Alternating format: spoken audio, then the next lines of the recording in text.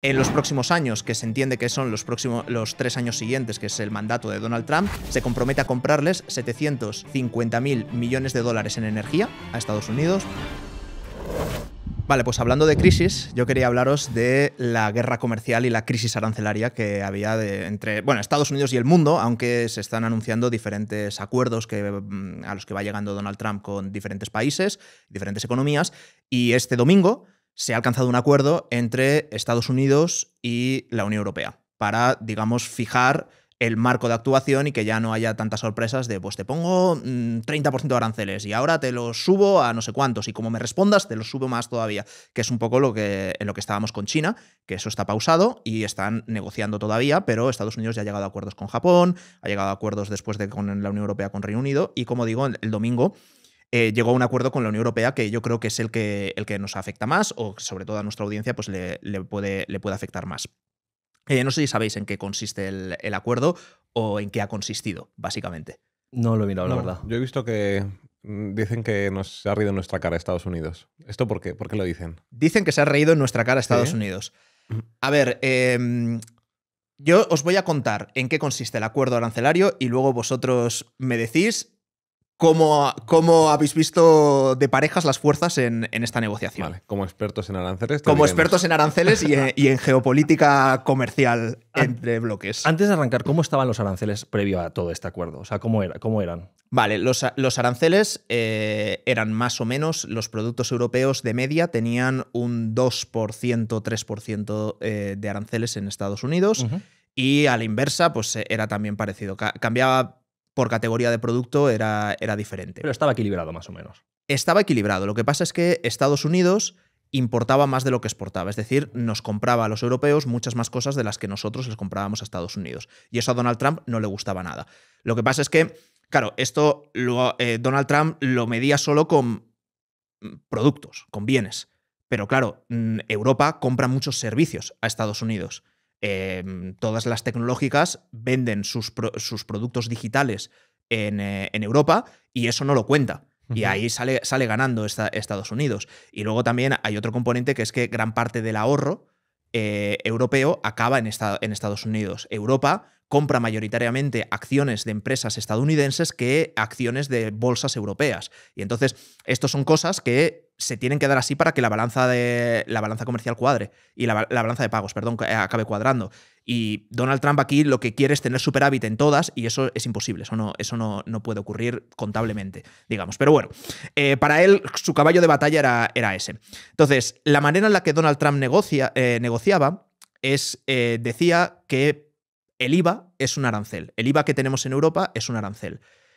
Cuando no opera como un arancel. Opera como un impuesto indirecto que hay dentro de España, tiene sus particularidades, pero no es un arancel en sí mismo. Básicamente, cuando tú vas a importar un bien de Estados Unidos en Europa, cuando tú como importador desde España vas a comprar un coche, un Cybertruck, y te lo vas a traer a la Unión Europea, tú en el momento que te lo traes, si ese Cybertruck vale 100.000 euros, por poner números redondos, y lo estás importando en España, tú en ese momento tienes que pagarle 21.000 a Hacienda directamente porque este es el IVA que tendría que haber llevado este coche. No se lo pagas a Estados Unidos directamente porque no tiene nada que ver con el precio de los 100.000, pero hay un 21.000 que se los tienes que pagar a Hacienda, porque ese es el IVA que habrías tenido tú que pagar por ese coche si lo hubieses comprado en España. ¿Y al revés no ocurre? No, porque Estados Unidos no tiene el IVA. Pero la cosa es que ese coche, ese Cybertruck, ¿contra quién compite? A lo mejor contra Mercedes que vaya a vender otro coche por 100.000. Claro, cuando Alemania produce ese Mercedes por 100.000 y te lo vende a ti como importador, como concesionario, que vas a luego venderlo, te va a cobrar el IVA, el 21%, con lo cual tú vas a pagar también 121.000 y al final están parejos. Y tú, cuando salgas a vender los dos coches en tu concesionario, tienes el Mercedes de 100.000 y el Cybertruck de 100.000, más el IVA. Entonces tú pondrás los dos y en ese momento tú restarás el IVA que ha repercutido al cliente y que ha pagado el consumidor final, se lo restarás al IVA que tú has soportado al inicio. Entonces, pero eso para Donald Trump es un impuesto, aunque para una empresa europea sea neutro y no sitúa en inferioridad de condiciones el Cybertruck, porque están al mismo precio que el Mercedes. Claro. Vale. A Trump eso le da igual y el tío ha hecho de esto de los aranceles pues su bandera. Y Donald Trump está negociando de una manera pues, muy agresiva, ya lo sabemos, con los aranceles, que quizás más en clave política que económica, porque no parece que le vaya a hacer mucho bien a la economía americana. ¿En qué consiste el acuerdo? Se ha sentado con Europa y ha dicho, a ver, o me dais lo que pido o esto va a ser mucho peor. Y Ursula von der Leyen ha sido la que ha negociado en nombre de toda la Unión Europea. ¿Vale? Es una señora a la que no votamos de manera directa en Europa, ni siquiera los países miembros. O sea, votamos en cada país a nuestros gobiernos y votamos en cada país un cupo de los escaños que hay en el Europarlamento. Y luego son ellos los que votan a Ursula von der Leyen. Se han sentado y han negociado y han salido los dos en cámaras y todos felicitándose del extraordinario acuerdo comercial al que hemos llegado y que Europa ya puede estar tranquila y puede estar a salvo. El acuerdo es: Estados Unidos va a poner un arancel del 15% a todos los productos que vengan de la Unión Europea, con unas mínimas excepciones de una lista que todavía no han compartido de algunos productos químicos y farmacéuticos y demás, que importamos bastantes de esos y que no quieren que esos tengan aranceles. También con conductores o sea, algunas cosas muy, muy específicas. Lo que más necesitan. Lo que más necesitan, que dices, bueno, de esto no tenemos tal, o sea, aquí nada, pero en todo lo demás el 15%. Y al acero y a metales el 50%. Uf. ¿Vale? Bueno, como construyen con madera, ¿no? Que pueden construir como si, en plástico, si quieres, ¿sabes? O sea, total. Unos aranceles de la hostia. Europa se compromete a poner un 0% de aranceles a todos los productos de Estados Unidos. ¿Todos? 0% y a no contrarreplicar con el 15% bajo ningún concepto. Además, Europa se compromete a comprar a Estados Unidos en los próximos años, que se entiende que son los 3 años siguientes, que es el mandato de Donald Trump, se compromete a comprarles 750.000 millones de dólares en energía a Estados Unidos, entiendo que gas licuado, etc., y 600.000 millones de dólares en armamento. Dice, como tenéis que subir vuestro gasto militar, pues podéis compraros esto. Y también Trump ha mencionado, dice, oye, que tenemos que seguir ayudando a Ucrania y nosotros ya no vamos a poner un duro más. De estas armas que nos compréis, si queréis, se las podéis regalar luego a Ucrania. Y lo ha dicho así abiertamente. Dice, van con autorización de que podéis hacer con ellas lo que queráis. Si queréis. Si queréis. Vale. Si no, os las quedáis. Pero bueno, básicamente... bueno, esos son los compromisos que detallan. A ver, sin ser experto en aranceles, suena más bien que ha hablado Donald Trump y Europa no ha dicho nada. Ha dicho, vale.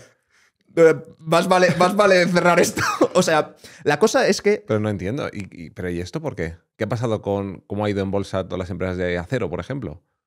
Pues imagino que mal. Estampada, ¿no? Estampada. ¿Sabes qué es lo que pasa? Que estos aranceles, al final, a quien perjudican son a algunas empresas europeas que tengan una cuota de mercado muy importante en Estados Unidos, o que sus ventas mayoritariamente sean a exportaciones a Estados Unidos, porque sea su principal mercado, esas están fastidiadas, pero no tanto, porque claro, a Europa le ponen un 15% de aranceles, pero es que a Reino Unido le han puesto un 10%, que son sus amigos. A Japón le han puesto, me parece que un 20%.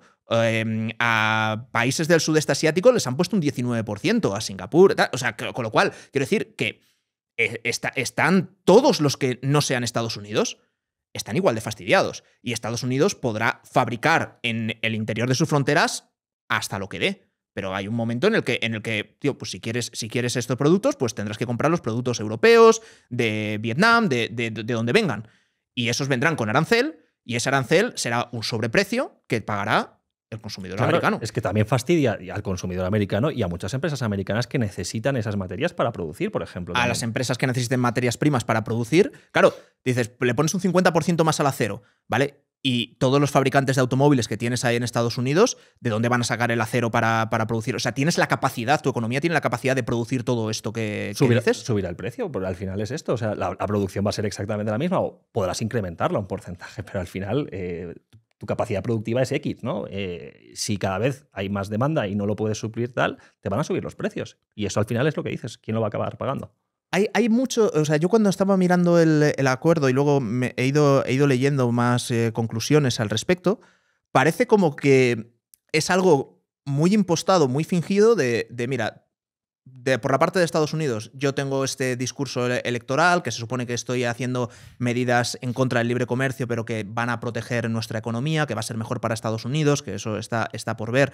No parece que vaya a ser mejor, por lo menos no para los consumidores de Estados Unidos, pero ese es el discurso que tienen. Y luego, por otro lado, Europa, que parece que ha dicho que sí a todo, pero un poco como... No sé hasta qué punto van a cumplir, o sea, los aranceles lo tendrán que cumplir sí o sí, pero bueno, pues te buscas otro mercado. O sea, si tú eres una empresa y mayoritariamente vendes a Estados Unidos, ahí lo tienes más complicado, pues empieza a vender a China, a Japón, a otras economías. Eso punto 1.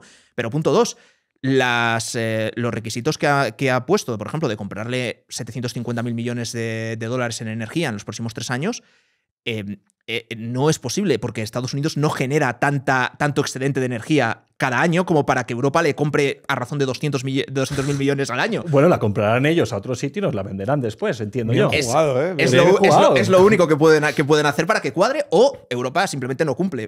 Dice, tío, yo te compro todo lo que me ofreces, pero... ¿A quién beneficia sobre todo este tipo de movidas? Tiene que haber como una serie de sectores que están viéndose súper beneficiados, porque... Bueno, las armas y energía, claro, de eso mucha gente se quejaba, y si todo el sector de armas, encima me estás obligando a comprarte armas, yo como empresa fabricante de armamentística en Estados Unidos, esto me viene súper bien. Hombre, Así de primeras. Me imagino que sí. De primeras sí, pero en el largo plazo, si tú empiezas a gastar más en armas, lo lógico es que digas, bueno, desarrollamos industria propia para que ese dinero quede en casa.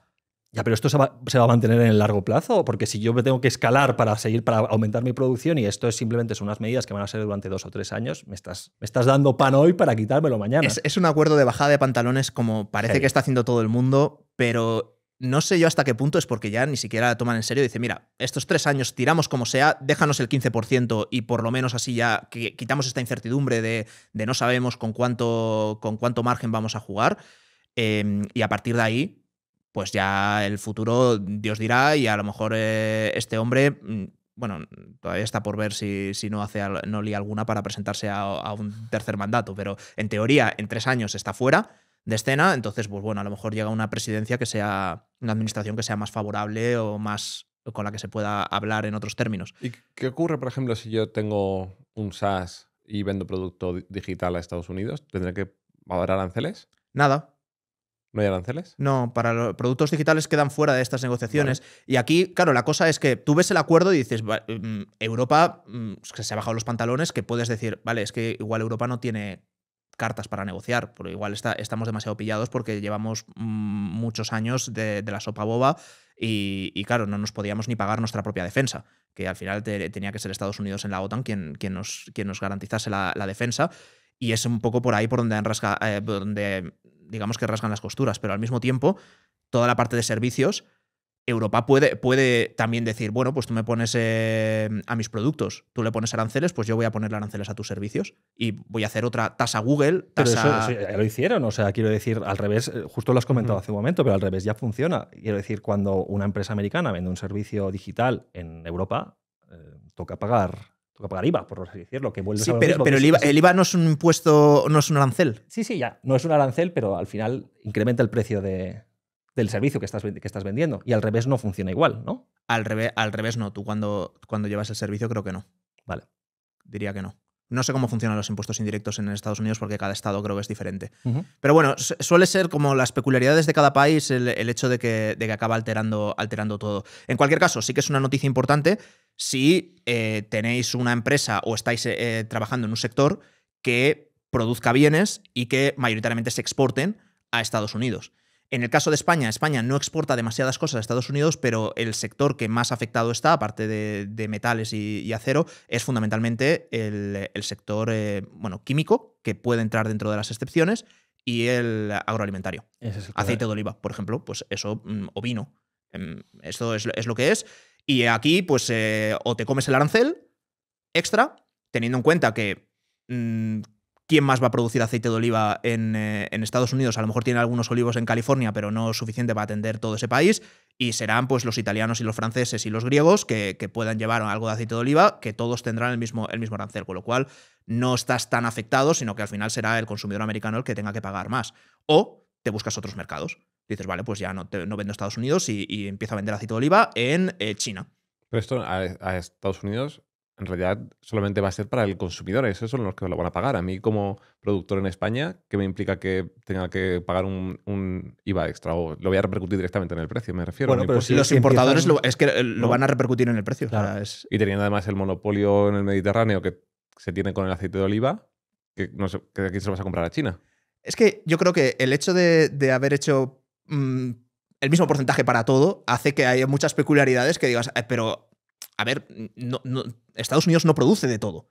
Entonces, hay cosas en las que no tiene ningún sentido el 15%. Con otros sectores a lo mejor puede llegar a tenerlo. Dices, oye, esto lo podríamos fabricar en Estados Unidos, no cuesta tanto y los gastos de transporte y tal. Vale, bien, pues habrá que ver caso por caso, ¿no? Pero... Bueno, lo han hecho así rápido, ¿no? A piñón, y aquí lo tenéis. Y bueno, menos los productos que a mí me interesan, que no me puedes quitar, por así decirlo. Eso lo dejamos al cero, ¿no? Que eso no me interesa.